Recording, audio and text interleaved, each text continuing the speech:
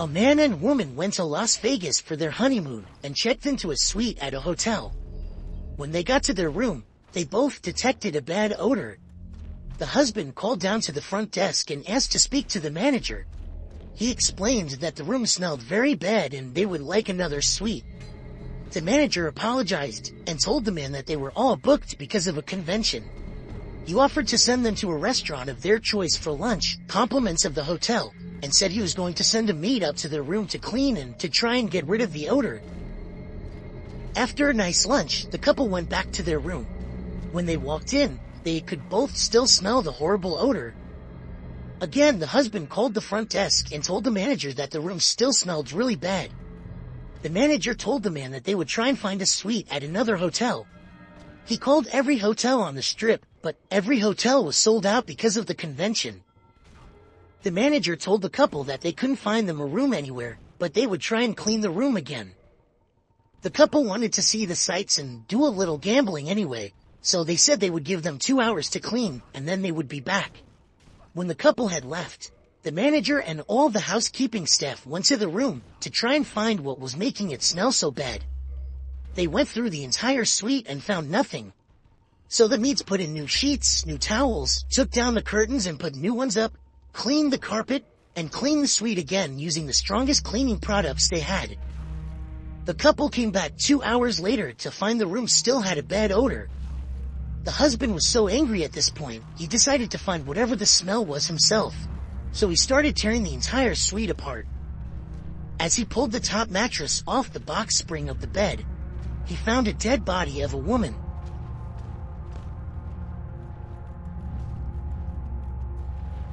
Me and my wife were on our honeymoon in Hawaii.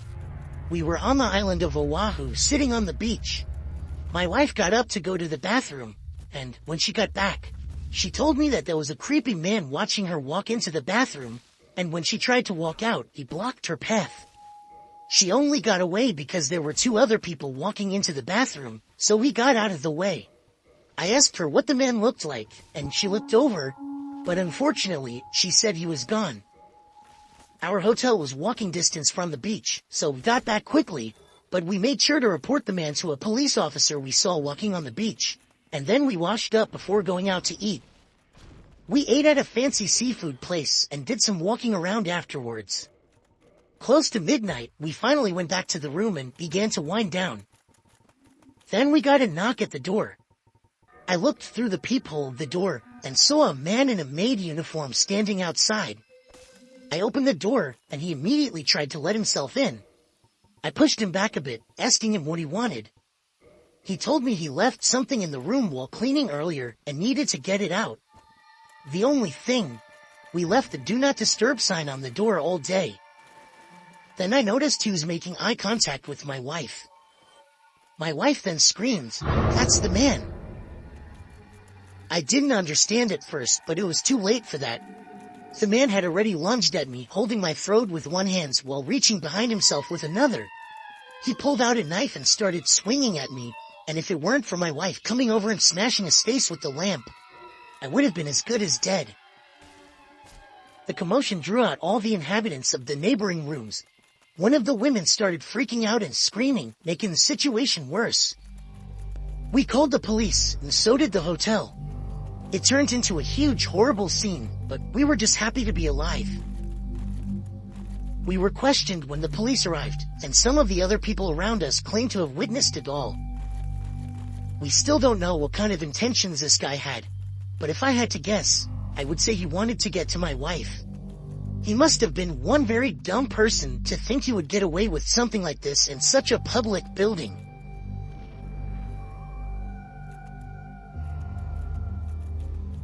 Me, my wife, and 2 kids were taking a drive all the way down to Florida from New York to go to Disney. We were in Georgia at the time, so close to entering Florida, and it was about 11 o'clock at night. I planned on finishing the drive that night just to save the money from a night at a hotel. My wife and kids were already long asleep, so I was trying to drive as smoothly as possible. On that quiet highway at 11 o'clock, there were hardly any other cars at all. In fact, I didn't see any lights until, up in the horizon, I saw 2 flashing red lights. Not police lights, more like SOS lights. I slowed down and proceeded with caution. Upon getting closer, I saw a car parked in the middle of the road, seemingly deliberately to block traffic, along with 2 cones placed on either side and 2 SOS lights flashing on the ground. Then, 2 hooded men of African American descent came from behind the car and started walking over to us. I put the car in reverse, ready to hightail it back the other way. One of the men came over to my window, and I cracked it open just enough to hear him speak. After asking him if he needed something, he said, "Yes, open the door." I shut the window, and that's when he began to reach for something in his pocket. I put the car back in drive and hit the gas. I drove over the cone and SOS light and past their car. About 1 minute later, I saw a pair of headlights coming up fast behind us. At this point, my wife was awake, confused and questioning me about the speed we were moving at. I told her not to make any loud noises before telling her that we were being followed. The car behind us began flashing its lights. And then, there was a loud pop, and I felt the car losing control. I did the best I could to bring it under control, but there was a second loud pop, and the car began to drag. I told my wife to call 911, even though it was probably already too late. By now my kids were up, scared and complaining. I kept the car moving for as long as possible, but the car following us began ramming our trunk. My kids were crying, my wife was screaming at the police.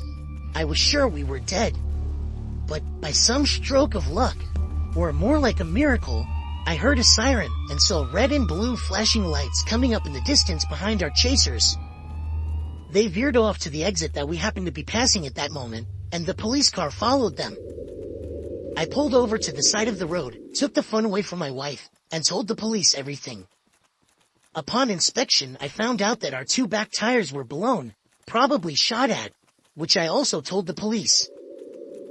10 minutes later, a squad pulled up behind us, along with a AAA truck. They seemed rather thrilled to inform us that they caught the 2 men. Someone else had stumbled onto their little roadblock trap, but luckily managed to turn around and escape before calling the cops.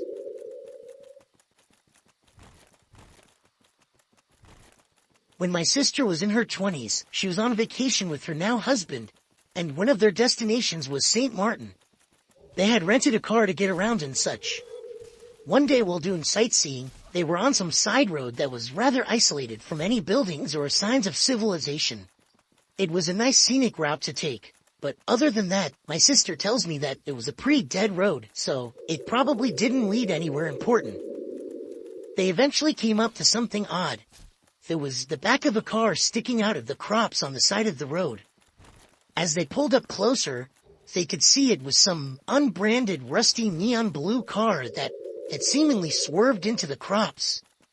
My sister's husband pulled up and stopped the car, telling my sister to wait in the car. He got out to check it out. From what my sister tells me, her husband looked through all the windows of the car for anybody at all. She watched as he then looked down and jumped back at something. She then got out of the car to see what was wrong. They both got down low to have a look underneath the rusty old car. What they saw was horrifying. There were 2 grown men with large knives in their hands, along with a bloody dead body laying between them. My sister's husband literally pushed her all the way back to the car and shoved her into her seat.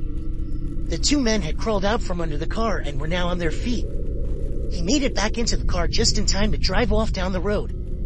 They stopped at the nearest sign of civilization, making sure they weren't being followed, and called the police. Both of them seem to get uneasy when the topic is brought up, so we try not to remind them of it. But I can tell my sister has always been a bit different ever since this happened to her. I was 16 years old and the summer had just started. Our grandparents were treating the whole family to a 10-day cruise. It was a Royal Caribbean cruise, and we were going to Florida and the Bahamas. It was me, my 2 brothers, my sister and her boyfriend, my parents, my aunt and uncle, my 2 cousins, and my grandparents. I spent most of my time hanging out with my older brother Rob, who was 20. We got to share a room together, even though it really wasn't allowed. We just claimed that our dad was staying with us in that room. So one night, me and my brother were in the nightclub of the ship. I snuck in using someone else's ship ID card. When I was in there, I noticed some older or creepy-looking man sitting by the wall, and I was sure he was staring intently at me. I made a point of moving around to see if he was really looking at me, and his head turned to face me wherever I went. I was feeling really uncomfortable, so I left right then and there. I coincidentally found my sister and her boyfriend sitting by the bar outside of the club. I sat down with them for a bit, then, a few moments later, I saw the same man from in the club, now out by the bar sitting across the room, and he was still staring at me. I looked away and pretended not to notice, but my heart was racing at this point. I contemplated whether or not to tell my sister, but I ended up not telling her. I don't know why. I left the bar and started speed walking back to my room. When I got to the stateroom halls, I was constantly glancing over my shoulder to make sure I wasn't being followed. I got to my room safely. I was extremely creeped out. I had a feeling this guy was some sort of perverted creep. I got a knock at the door, and I got a little nervous. I looked through the peephole and saw my brother, so I let him in. I did not see the strange man again until late the next night. My brother and I went with my sister and her boyfriend to one of the restaurants on board at like 1 in the morning. They weren't planning on going to sleep anytime soon, so I told them I was going to crash, and I walked back to the stateroom. But when I got there, I saw that the door to our room was cracked open a bit, and the light was on. I knew for sure we shut the door when we left, and there was no chance room service was in there at an hour like this. I proceeded with extreme caution and slowly pushed the door open completely. There was nobody in the room.